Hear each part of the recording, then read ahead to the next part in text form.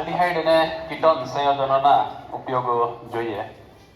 Aldehyde અને ketone સંયોજનોના ઉપયોગોમાં આપણે એક યાદ રાખીએ SIR. તો SIR, S ફોર સોલ્વન્ટ એટલે દ્રાવક, I for initial substance. Initial substance એટલે શું? પ્રારંભિક પદાર્થ. અને R ફોર રિએજન્ટ. તો આલ્ડીહાઇડ અને કીટોન એ ઘણી બધી રાસાયણિક પ્રક્રિયાઓમાં દ્રાવક તરીકે હોય છે, પ્રારંભિક પદાર્થ તરીકે એટલે કે એમાંથી બીજું બનાવી શકાય એવું પ્રારંભિક પદાર્થ તરીકે હોય છે, અને રિએજન્ટ એટલે શું? પ્રક્રિયક તરીકે એનો ઉપયોગ કરવામાં આવે છે. હવે પર્ટિક્યુલર આપણે ઉદાહરણ લઈએ. દાખલા તરીકે ફોર્માલ્ડીહાઇડ છે, HCHO. તો તમે સારી રીતે જાણો છો કે ફોર્માલ્ડીહાઇડનું 40% જલીય દ્રાવણ એને ફોર્મેલિન કહેવાય છે. અને ફોર્મેલિન છે એ જૈવ નમૂનાઓ છે એને સાચવવા માટે, જાળવવા માટે એનો ઉપયોગ કરવામાં આવે છે. તમારી બાયોલોજીની લેબમાં જે કાચિંડા અને દેડકાના અને એના નમૂનાઓ રાખેલા છે એ બધા ફોર્મેલિનમાં ડુબાડીને રાખેલા હોય છે. એ ફોર્માલ્ડીહાઇડનું કેટલું દ્રાવણ છે? 40% દ્રાવણ છે. તેનો એક ઉપયોગ એ થાય છે. પછી બેકેલાઇટ એ ફિનોલ ફોર્માલ્ડીહાઇડ વર્ગનું એક રેઝિન છે. તો એ બનાવવા માટે પણ એનો ઉપયોગ થાય છે. બેકેલાઇટ ખબર છે ને? સારી ક્વોલિટીના કાસ્કા, પછી સારી ક્વોલિટીની પેન, પછી ગિયર છે. ગિયર બોક્સની અંદર ગિયર આવે, ચક્રો આવે છે ને, એવું બનાવવા માટે થઈને આ બેકેલાઇટનો ઉપયોગ થાય છે. એટલે આવા પોલિમરની બનાવટમાં પણ ફોર્માલ્ડીહાઇડ છે એનો ઉપયોગ કરી શકાય છે. તો ફોર્માલ્ડીહાઇડ એ અગત્યનું આલ્ડીહાઇડ છે. ત્યાર પછી એક ગુંદર છે, યુરિયા ફોર્માલ્ડીહાઇડ ગુંદર. એ બનાવવામાં પણ એનો ઉપયોગ કરવામાં આવે છે. એસિટાલ્ડીહાઇડ એટલે બીજો સભ્ય આલ્ડીહાઇડનો. પહેલો સભ્ય ફોર્માલ્ડીહાઇડ, એસિટાલ્ડીહાઇડ બીજો સભ્ય છે. એસિટાલ્ડીહાઇડનો ઉપયોગ એસ્ટર કેટલાક બનાવવામાં થાય છે, જેમાં ઇથાઇલ એસિટેટ છે, વિનાઇલ એસિટેટ છે. બાકી એસિટિક એસિડ અને પોલિમર બનાવવા માટે પણ એસિટાલ્ડીહાઇડનો ઉપયોગ કરવામાં આવે છે. તો એસિટાલ્ડીહાઇડના ઉપયોગો યાદ રાખીશું. ઓકે. પછી બેન્ઝાલ્ડીહાઇડ એ સુગંધ પ્રાપ્તિ અને રંગ ઉદ્યોગમાં એનો ઉપયોગ કરવામાં આવે છે. પછી એસિટોન છે, ઇથાઇલ મિથાઇલ કીટોન સામાન્ય ઔદ્યોગિક દ્રાવકો છે. અને એસિટોન પેલું નેઇલ પોલિશ રિમૂવર તરીકે પણ એનો ઉપયોગ કરવામાં આવે છે. પછી આલ્ડીહાઇડ અને કીટોન સંયોજનો જેવા કે બ્યુટીરાલ્ડીહાઇડ છે, વેનિલિન છે, એસિટોફિનોન છે, કેમ્ફર એટલે કે કપૂર છે વગેરે, તેઓની સુગંધ અને સ્વાદ માટે ખૂબ જાણીતા છે. તો આપણે સારી રીતે જાણીએ છીએ કે કેમ્ફર એટલે કે કપૂર, કોરોના દરમિયાન એનો ઘણો બધો ઉપયોગ કર્યો આપણે, બરાબર? એની સુગંધ છે સારી હોય છે. તો આ બધા પદાર્થો એસિટોફિનોન છે. તો એ બધા એના સ્વાદ, વેનિલિન, આપણે વેનિલા આઈસ્ક્રીમમાં જે વેનિલા ફ્લેવર આવે છે એ વેનિલિનની હોય છે. તો એ બધા એના સ્વાદ અને સુગંધ માટે જાણીતા છે, એટલે એનો ઉપયોગ કરવામાં આવે છે. સારું. તો આ સાથે આલ્ડીહાઇડ અને કીટોન સંયોજનો એનું કામ આપણે અહીંયા પૂરું કરીએ છીએ. હવે નેક્સ્ટ એક બાકી શું રહેશે? કાર્બોક્સિલિક એસિડ એ જોઈએ. સારું, હવે કાર્બોક્સિલિક એસિડ સંયોજનો સમજીએ. સૌથી પહેલા પ્રશ્ન એ આવે છે કાર્બોક્સિલિક એસિડ સંયોજનો કહેવાય કોને? તો જે કાર્બનિક સંયોજનમાં ક્રિયાશીલ સમૂહ તરીકે COOH સમૂહ હોય. કયો સમૂહ? કાર્બોક્સિલ સમૂહ. આનું નામ છે કાર્બોક્સિલ સમૂહ. તો જે સંયોજનોમાં કાર્બોક્સિલ સમૂહ હાજર હશે એનું નામ કાર્બોક્સિલિક એસિડ. હવે આનું નામ કાર્બોક્સિલ કેવી રીતે પડ્યું? તો જો આ સમૂહ આપણે ભણી ગયા, આનું નામ શું?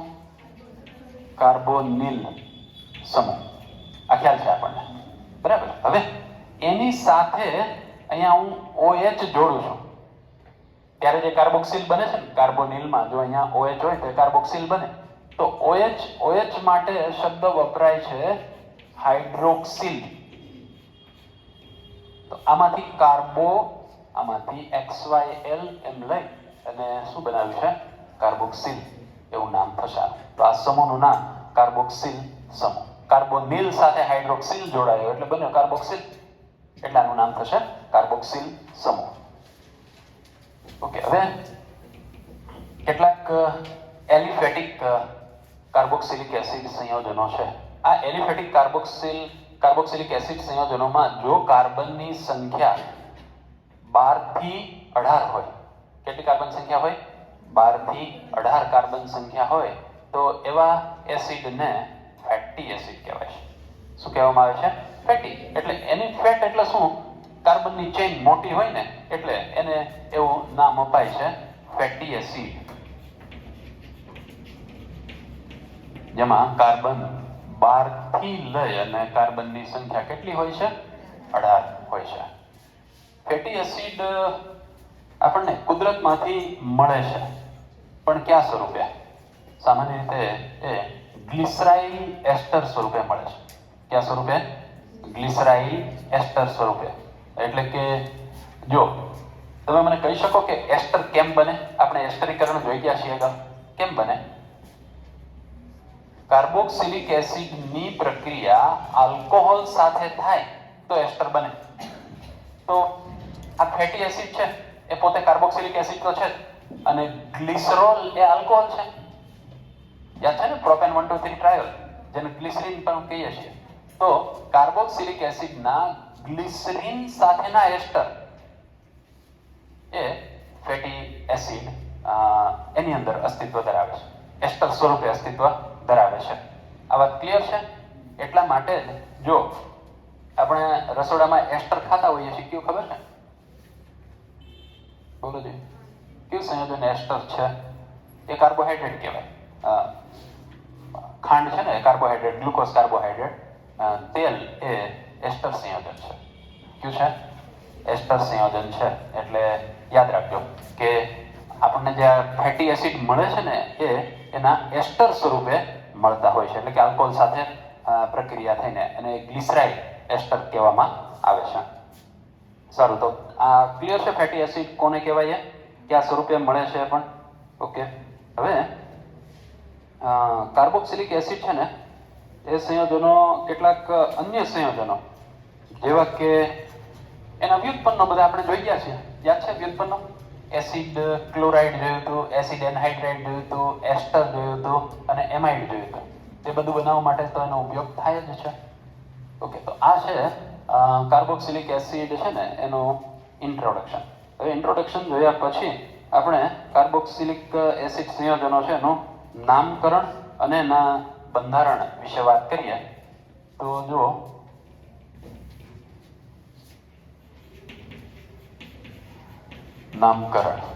નામકરણમાં છે ને પહેલા આપણે સામાન્ય નામ જોઈએ છીએ.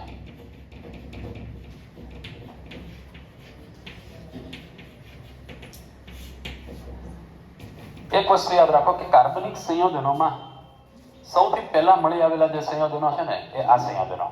ક્યાં? Carboxylic acid. અને એટલે જ સૌથી પહેલા છે ને આ એના સામાન્ય નામથી વધારે જાણીતા થયા. ત્યારે તો ક્યાં યુપીએસસી નામકરણ એવી કોઈ પદ્ધતિ તો હતી જ નહીં. એટલે આ સામાન્ય નામથી વધારે જાણીતા બન્યા અને એટલે જ કાર્બોક્સિલિક એસિડ સંયોજનોના નામકરણ ઉપરથી અન્ય સંયોજનોના નામકરણ થયેલા છે. આપણે ખબર છે આલ્ડીહાઇડમાં એવું જોઈ ગયા હતા કે એક કાર્બન વાળો આલ્ડીહાઇડ છે એનું નામ ફોર્માલ્ડીહાઇડ. શું કામે? કારણ કે એક કાર્બન વાળા કાર્બોક્સિલિક એસિડનું નામ ફોર્મિક એસિડ. એટલે આના ઉપરથી અન્ય સંયોજનો છે એનું નામકરણ કરવામાં આવ્યું છે. સારું, એમાં આપણે વાત કરીએ સૌથી પહેલું HCOH, એક જ કાર્બન ધરાવતો કાર્બોક્સિલિક એસિડ. એનું નામ ફોર્મિક એસિડ શું કામે પડ્યું? કારણ કે એ સૌ પ્રથમ મેળવવામાં આવ્યું તો શેમાંથી? લાલ કીડીના નિસ્યંદનથી. તો લાલ કીડીના નિસ્યંદન, લાલ કીડી છે એને ગ્રીક અથવા તો લેટિન ભાષામાં ફોર્મિકા કહેવાય છે. એમાંથી મળતું એસિડ માટે એનું નામ શું પડ્યું? Formic acid. ઓકે, એવી રીતે બે કાર્બન વાળું કાર્બોક્સિલિક એસિડ CH3COH, જેને આપણે એસિટિક એસિડ કહીએ છીએ. તો શા માટે એને એસિટિક એસિડ એવું નામ આપવામાં આવે છે? કારણ કે વિનેગર, જેને શું કહેવાય છે? એસિટમ, એમાંથી મેળવવામાં આવ્યું છે માટે એને એસિટિક એસિડ એવું નામ આપવામાં આવ્યું. ત્યાર પછી વિકૃત વાસવાળું બટર છે, એમાંથી 4 કાર્બન વાળો કાર્બોક્સિલિક એસિડ મેળવવામાં આવ્યો, જેને આપણે બ્યુટાયરિક એસિડ કહીએ. તો બ્યુટાયરિક શબ્દ એ બટર ઉપરથી જ આવેલો છે.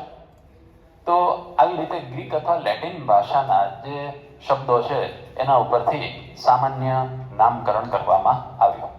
તો સામાન્ય નામકરણ છે એમાં બીજું તો બહુ કાંઈ આપણે શીખવાનું નથી, પણ એટલી ખબર રાખવી જોઈએ કે આ બધાના નામ આવે છે ને એમાં પાછળ આઈસી એસિડ એટલે કે ઇક એસિડ એવો પ્રત્યય, ફોર્મિક એસિડ, ફોર્મિકા ઉપરથી ફોર્મિક એસિડ, એમાં ઇક એસિડ આવ્યું, બ્યુટાયરિક એસિડ, એસિટિક એસિડ એટલે પ્રત્યય શું લગાવવામાં આવે છે? ઇક એસિડ એવો પ્રત્યય સામાન્ય નામકરણમાં લગાવવામાં આવે છે. કયા શબ્દોને? ગ્રીક, એના જે મૂળભૂત શબ્દો છે ગ્રીક અથવા લેટિન ભાષાના, જેમાંથી સૌપ્રથમ આ મેળવવામાં આવ્યો છે એને ઇક એસિડ લગાડી દો એટલે સામાન્ય નામકરણ થઈ ગયું. પણ આ સામાન્ય નામકરણ જ છે, આઈયુપીએસી નથી, એ ખાસ યાદ રાખજો. હવે લઈએ આપણે કયું નામ? આઈયુપીએસી નામ. તો આઈયુપીએસી નામકરણ માટેના નિયમો એકદમ સરળ છે. તમે જાણો છો કાર્બોક્સિલિક એસિડ જેમાં ક્રિયાશીલ સમૂહ તરીકે COOH આવેલો છે, એના માટે પ્રત્યય OIC એસિડ એટલે કે ઓઇક એસિડ એવો પ્રત્યય લાગે છે. શું લાગે છે? ઓઇક એસિડ એવો પ્રત્યય લગાડવામાં આવે છે. તો એ તો નામ એકદમ સરળ છે. હવે એના માટે એક વસ્તુ યાદ રાખજો. દાખલા તરીકે હું આમ લખું CH3COOH. પહેલું કામ શું કરીશું? આની અંદર કાર્બનની સંખ્યા ગણી લો. કેટલા કાર્બન છે? 2 કાર્બન છે. 2 કાર્બન વાળો આલ્કેન, એનું નામ શું? ઇથેન. શું નામ થાય? ઇથેન. એટલે અહીંયા મેં લખ્યું ઇથેન. ઓકે. હવે આ કઈ આલ્કેન તો છે ને, આ તો કાર્બોક્સિલિક એસિડ છે એટલે મારે ઓઇક એસિડ તો લગાડવાનું. પણ ઓઇક એસિડ લગાડતા પહેલા ઇથેનનો આ જે ઈ છે ને એને ડ્રોપ કરવો પડશે અને પછી એને આપણે ઓઇક એસિડ એવું લગાડીશું. આ વાત ક્લિયર છે? આવી જ રીતે એક કાર્બન વાળો HCOOH હોય તેને આપણે મિથેન ઉપરથી મિથેનોઇક એસિડ કહીએ. પણ હવે આમ છે, ધારો કે CH2 COOH અને અહીંયા COOH આમ છે. તો હવે આનું નામકરણ કરવું છે આપણે. આની અંદર COOH સમૂહ કેટલી વખત છે? 2 વખત. તો પ્રત્યય ઓઇક એસિડ ન લાગે. શું લાગે? ડાયઓઇક એસિડ. શું લાગશે? ડાય. 2 વખત આવ્યું ને એટલે આને શું કહેવાય? ડાયઓઇક એસિડ એવું નામ આપીશું આપણે. હવે આની અંદર કાર્બનની કુલ સંખ્યા કેટલી? 4 છે. તો 4 કાર્બન વાળો આલ્કેન કયો? તો પહેલા હું બ્યુટેન લખું અને એને પ્રત્યય ડાયઓઇક એસિડ લગાડવાનો છે, ઓઇક એસિડ નહીં. બરાબર છે? તો ડાય એટલે એ આ કાર્બોક્સિલ સમૂહની સંખ્યાને સૂચવે છે. ડાય નો પહેલો અક્ષર ડી. ડી કઈ સ્વર તો છે નહીં એટલે આના સ્વરને પડતો મૂકવાનો પ્રશ્ન જ નથી આવતો. એટલે અહીંયા આમ આવશે ડાયઓઇક એસિડ. એટલે કે તમે ડાયોઇક કે ટ્રાયોઇક કે એવો પ્રત્યય જ્યારે લગાડો છો ત્યારે આ ઈ ને ડ્રોપ કરવાનો નથી.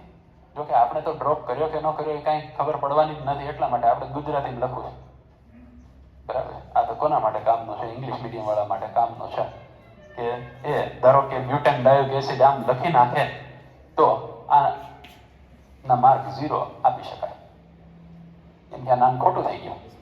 આપણે ગુજરાતીમાં લખીએ એમાં તો ક્યાં ક્યાંય સ્વર એવો દેખાવાનો છે એટલે એમાં કાંઈ પ્રશ્ન રહેતો નથી. પણ આપણને આ નિયમ છે એ ખબર હોવી જોઈએ. ઓકે. તો એક કામ કરીએ, નિયમો તો આપણે જાણીએ છીએ, થોડાક ઉદાહરણ લઈએ અને ઉદાહરણમાં આપણે સામાન્ય અને આઈયુપીએસસી બંને નામ જોતા જઈશું.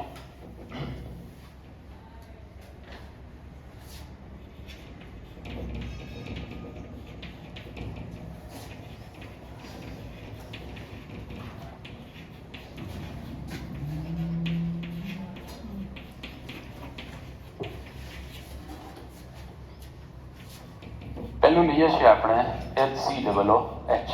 સામાન્ય નામ હમણાં જ જોઈએ આપણે. શું નામ છે આનું? Formic acid.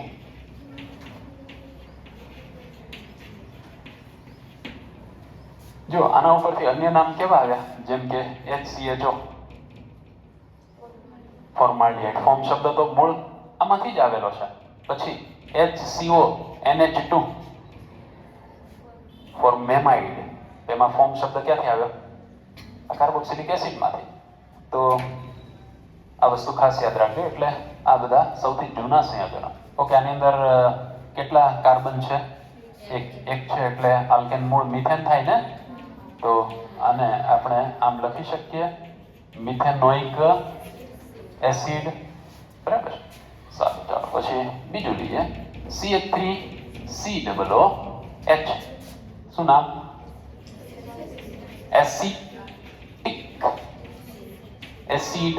આલ્ડિહાઇડ નથી, બરાબર, એટલે એસિડ આલ્ડિહાઇડ એમ નહીં, આ એસિટિક એસિડ.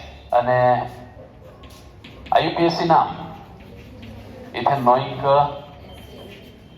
એસિડ. સારું, ત્યાર પછી CH3CH2COOH. અને આનું નામ પ્રોપિયોનિક એસિડ. સામાન્ય નામ શું નામ છે? પ્રોપિયોનિક એસિડ. ઓકે, IUPAC નામ પ્રોપેનોઇક એસિડ.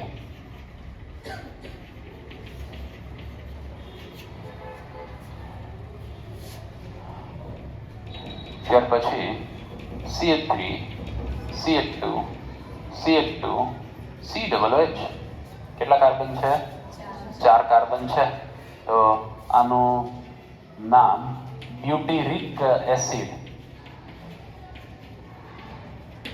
ઘણા બ્યુટાઇરિક પણ લખે, સ્પેલિંગ એવો છે BUTYRIC, એટલે બ્યુટાઇરિક લખો કે બ્યુટેરિક લખો ચાલે. તો બ્યુટેરિક એસિડ સામાન્ય નામ, અને IUPAC નામ શું થશે? બ્યુટેનોઇક એસિડ. ઓકે, ત્યાર પછી CH3 આમ છે. તો તમે આ CH3 છે એને આમ પણ લખી શકો કે નહીં? લખી શકાય. તો આની અંદર આ છેડાનો કાર્બન, એનો પડોશી કાર્બન, એના ઉપર શાખામાં મિથાઇલ, ટોટલ કાર્બન 4, એટલે આઇસોપૂર્વક સામાન્ય નામમાં લાગે, એટલે આનું નામ આઇસોબ્યુટાઇરિક એસિડ. આઇસોબ્યુટાઇરિક અથવા તો બ્યુટેરિક એસિડ. ઓકે, હવે IUPAC નામ. તેના માટે નંબરિંગની જરૂર પડશે. નંબરિંગ માટે હંમેશા યાદ રાખો, COOH નો કાર્બન છે અને નંબર પહેલો આપવો જોઈએ. તો આને નંબર 1 આપીએ, આને 2, આને 3. બીજા ઉપર મિથાઇલ છે એટલે લખીએ 2 મિથાઇલ. મિથાઇલને ટૂંકમાં ME લખી શકાય, ઇથાઇલને ET લખી શકાય. 2 મિથાઇલ, 3 કાર્બન છે એટલે પ્રોપેનોઇક એસિડ. ઓકે, નેક્સ્ટ જોઈએ આપણે. હવે આપણે ડાયકાર્બોક્સિલિક એસિડ લઈએ. ડાયકાર્બોક્સિલિક એસિડ એટલે જેમાં COOH સમૂહની સંખ્યા કેટલી છે? 2 છે. તો COOH સિંગલ બોન્ડ COOH. આનું સામાન્ય નામ ખાસ યાદ રાખજો, ઓક્ઝેલિક એસિડ. આપણે ઉપરથી પાછું શરૂ કરીએ.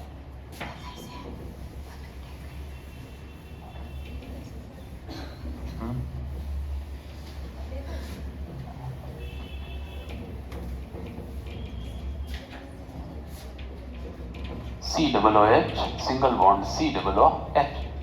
તો આને આમ પણ લખી શકાય, એ તો ખ્યાલ છે ને તમને, H2C2O4, 2 કાર્બન, 2 હાઇડ્રોજન, 4 ઓક્સિજન, એટલે H2C2O4. આને ઓક્ઝેલિક એસિડ આવું કહી શકાય. કેવાય ઓક્ઝેલિક એસિડ. ટમેટામાંથી મળે ઓક્ઝેલિક એસિડ. સારું, અને હવે આનું IUPAC નામ ગણો. કાર્બનની સંખ્યા 2. તો આલ્કેન મૂળ કયું થાય? ઇથેન. અને ડાયઓઇક એસિડ લગાડી દો. પણ અહીંયા ધ્યાન રાખજો, જો ઇથેન માંથી મેં E હટાવ્યો નથી. બરાબર. પછી COOH. પછી શું છે જુઓ તો, CH2COOH એમ છે. ઓકે, તો અહીંયા વચ્ચે એક CH2 એમ આપણે 4 સુધી દાખલ કરીશું. એટલે આમાં જે આપ્યા છે આપણને એમાં, તો આનું મેલોનિક એસિડ એવું નામ થશે. ઓકે, હવે નામમાં તો ખાલી એક કાર્બનની સંખ્યા વધી છે, એટલે અહીંયા ખાલી કરી નાખીએ propane ડાયોઇક. Acid.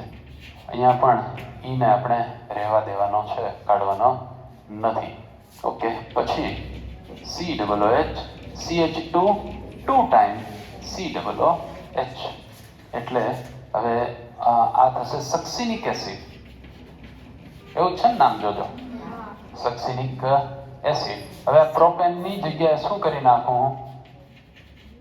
Butane dioic acid. પછી COOH CH2 આ 2 ટાઈમ હતો, એની જગ્યાએ હવે 3 ટાઈમ કરી નાખું. આનું નામ ગ્લુટારિક એસિડ.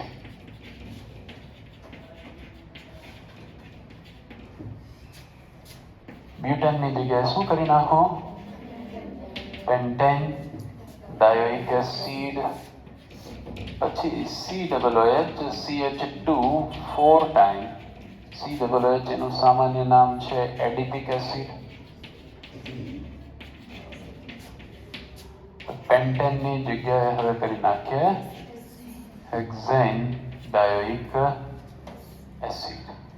આ ક્લિયર છે બધાને? ઓકે, પછી CH2 CH CH2 આ ત્રણેય સાથે COOH.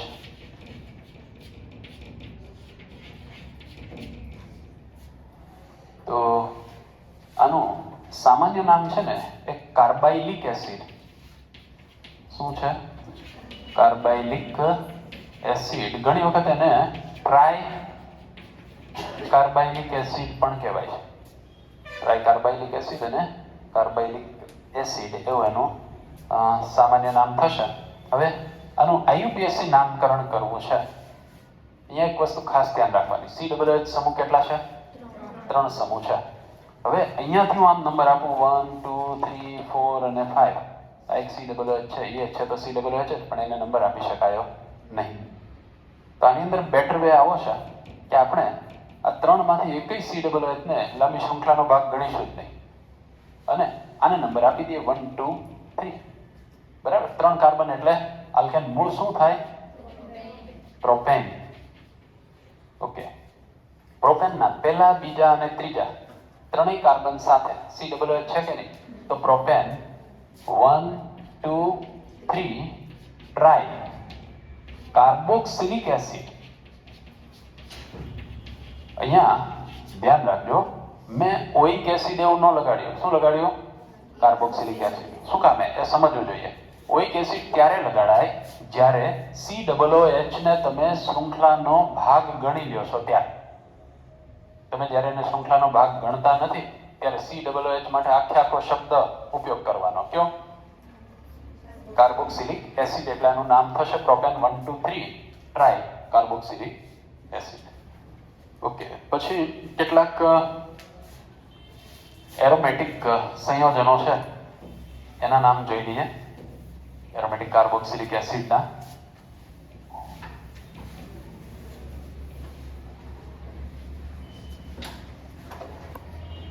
બેન્ઝીન રિંગ, એના ઉપર COOH.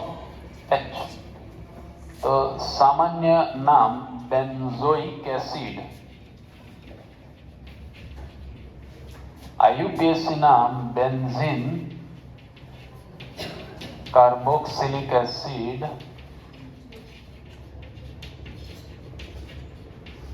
અથવા તો જે સામાન્ય નામ છે એનું, એને પણ IUPAC નામ તરીકે સ્વીકારેલ છે.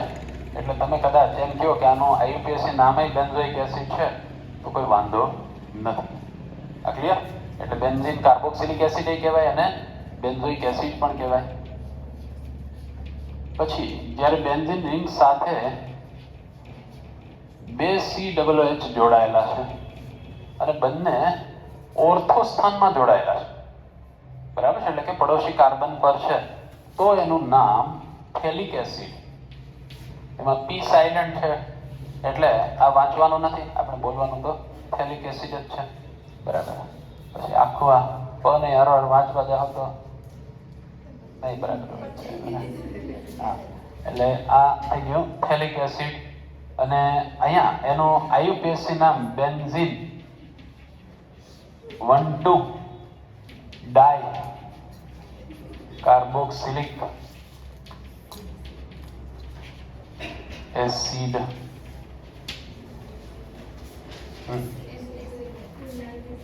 ફેલિક એસિડ. ઓકે, પછી આવી રીતે COOH જે છે પણ ક્યાં છે? મેટા સ્થાનમાં છે. મેટા સ્થાનમાં હોય તો આને આઇસોથેલિક એસિડ કહેવાય છે, સામાન્ય નામ. બાકી અહીંયા તો શું કરશો તમે? નંબર 1 2 છે એની જગ્યાએ શું કરશો? 1 3 એટલું જ કરવાનું રહેશે, બીજો કોઈ ફેરફાર નથી. પછી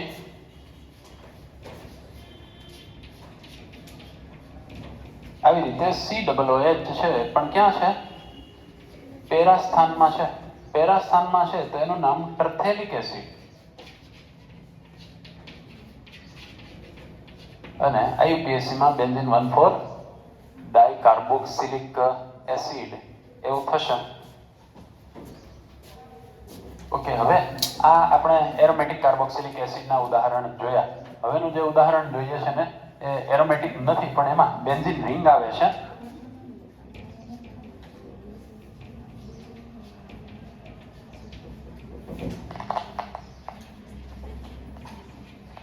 ચાલો હવે આનું નામકરણ કરવું છે.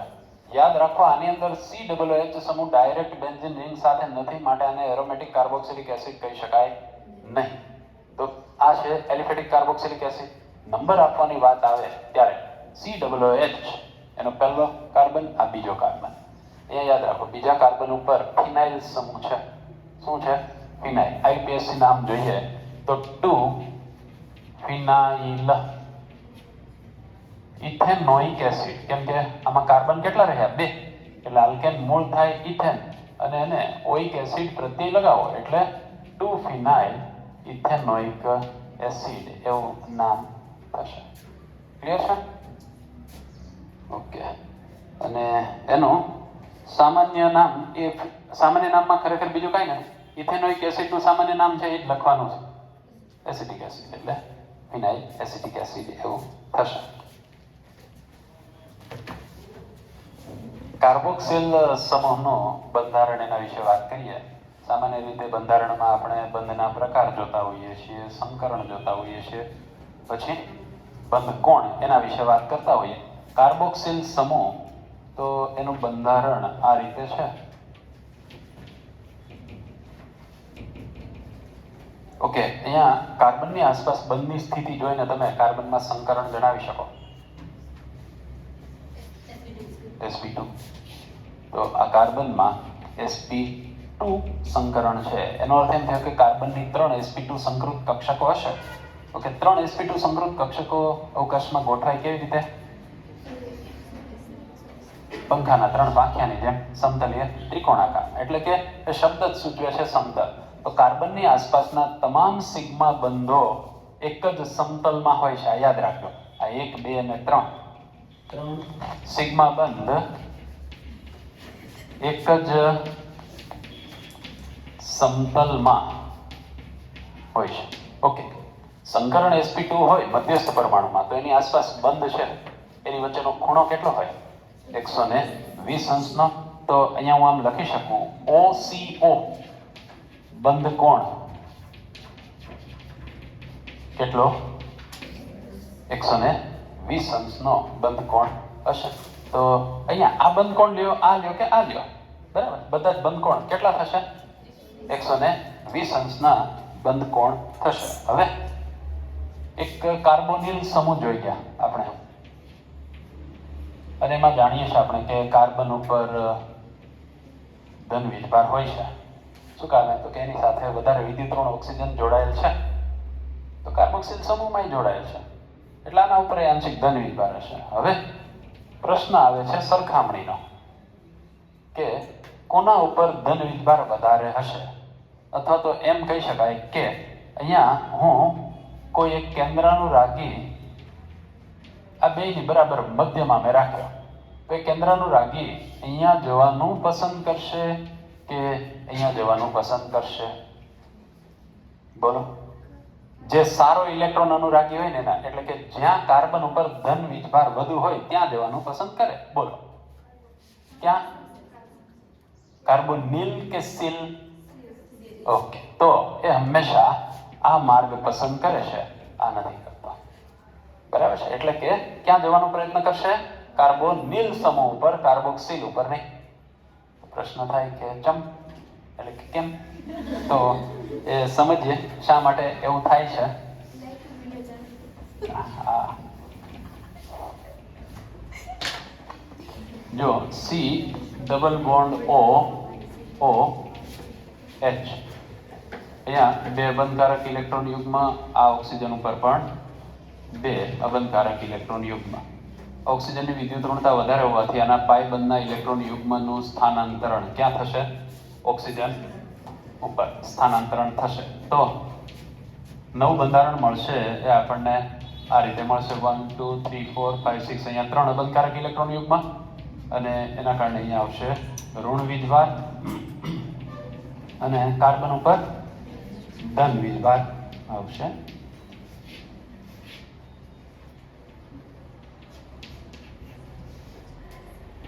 કે ધનભારિત કાર્બન તરફ આ અબંધકારક ઇલેક્ટ્રોન યુગ્મ છે એ અહીંયા શિફ્ટ થાય છે, એટલે અહીંયા રચાશે દ્વિબંધ. આના ઉપર હવે એક અબંધકારક ઇલેક્ટ્રોન યુગ્મ અને એની સાથે હાઇડ્રોજન.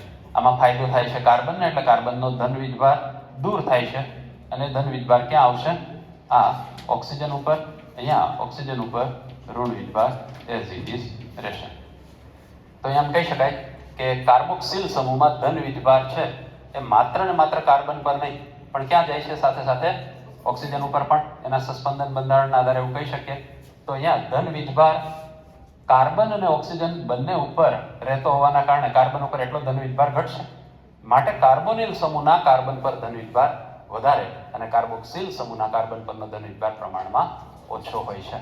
એટલે કેન્દ્રાનુરાગી પહેલા ક્યાં આકર્ષાય? કાર્બોનિલ સમૂહના કાર્બન ઉપર, નહીં કે કાર્બોક્સિલ સમૂહના કાર્બન પર. 12.6 લખાણ સંબંધિત પ્રશ્ન છે. એમાં કેટલાક સંયોજનોના સૂત્રો તમને આપ્યા છે, અને શું કરવાનું છે? એનું IUPAC નામ લખવાનું છે. તો આની અંદર આ તમને ખ્યાલ હશે, પીએચ એટલે ફિનાઇલ, અને આવું પીએચ ન લખવું હોય તો અહીંયા આવી રીતે આમ બેન્ઝીન રિંગ દોરી શકાય. આ બે એકનો એક થશે. આની અંદર આપણે નંબરિંગ કરીશું તો પહેલો નંબર કોને આપીશું? COH ના કાર્બનને, 1 2 અને 3. 3 ઉપર ફિનાઇલ છે એટલે આનું IUPAC નામ લખીએ ત્યારે આમ લખી શકીએ આપણે 3 ફિનાઇલ. કાર્બનની સંખ્યા 3 છે એટલે પ્રોપેનોઇક એસિડ, આવું નામ થશે. 3 ફિનાઇલ પ્રોપેનોઇક એસિડ. ઓકે, નેક્સ્ટ અહીંયા જુઓ, CH3 ટ્વાઇસ છે તો એને હું આ રીતે બે વખત લખી નાખું. એ કામ ને કઈ નીચે લખું છું. નંબર પહેલો તો કોને આપવાનો છે? COH ના કાર્બનને, એટલે 1 અને 2 અને 3 અને 4. 3 ઉપર શું છે? મિથાઇલ. તો 3 મિથાઇલ. ટોટલ કાર્બનની સંખ્યા દિર્ઘતમ કાર્બન શૃંખલામાં 4 કાર્બન છે એટલે બ્યુટેન થાય. પણ જ્યારે કાર્બન કાર્બન વચ્ચે દ્વિબંધ હોય ત્યારે આખે આખું ANE હટાવવાનું હોય છે, એટલે બ્યુટ એમ થશે. પછી 2 અને 3 વચ્ચે દ્વિબંધ છે એટલે 2 બ્યુટ 2 ઇનોઇક એસિડ. ઇન અને ઓઇક એસિડ આનો, તો ઇનોઇક એસિડ એવું નામ થશે. 3 મિથાઇલ બ્યુટ 2 ઇનોઇક એસિડ. ઓકે, અહીંયા આ જે ચક્ર છે એ ચક્ર સાયક્લોપેન્ટેન છે. આપણને ખબર છે કે વચ્ચે ક્યાંય દ્વિબંધ નથી એટલે સાયક્લોપેન્ટેન. એમાં આ COOH સમૂહ ધરાવતા કાર્બન એને પહેલો નંબર આપીએ અને બીજો આપીએ તો હું એમ કહી શકું બીજા કાર્બન ઉપર મિથાઇલ છે એટલે 2 મિથાઇલ એમ લખી શકીએ આપણે. 2 મિથાઇલ પછી સાયક્લોપેન્ટેન, 2 મિથાઇલ સાયક્લોપેન્ટેન. એમાંથી એને પ્રત્યય લગાડીશું કાર્બોક્સિલિક એસિડ. શું કામે ઓઇક એસિડ ન લગાડાય? તો સ્વાભાવિક છે કે આપણે ક્યાં એને સાયક્લોપેન્ટેનમાં શૃંખલાના ભાગ તરીકે એ 5 કાર્બન ચક્રના જ લીધા છે, એટલે આનો કાર્બોક્સિલિક એસિડ એવો પ્રત્યય લાગશે. તો 2 મિથાઇલ સાયક્લોપેન્ટેન કાર્બોક્સિલિક એસિડ. આની અંદર આપણે પહેલો નંબર COOH ધરાવતા કાર્બનને આપીશું. હવે તમે ચક્રમાં ક્લોકવાઇઝ જાઓ કે એન્ટી ક્લોકવાઇઝ જાઓ, નંબરિંગમાં કાંઈ ફેર પડતો નથી. તો 1 2 3 4 5 અને 6 એમાં ક્યાં ક્યાં નાઇટ્રો સમૂહ આવેલા છે? બીજા, ચોથા અને છઠ્ઠા કાર્બન પર. એટલે 2 4 6 try nitro benzene carboxylic acid, અથવા શું લખી શકાય? Benzoic acid. ઓકે.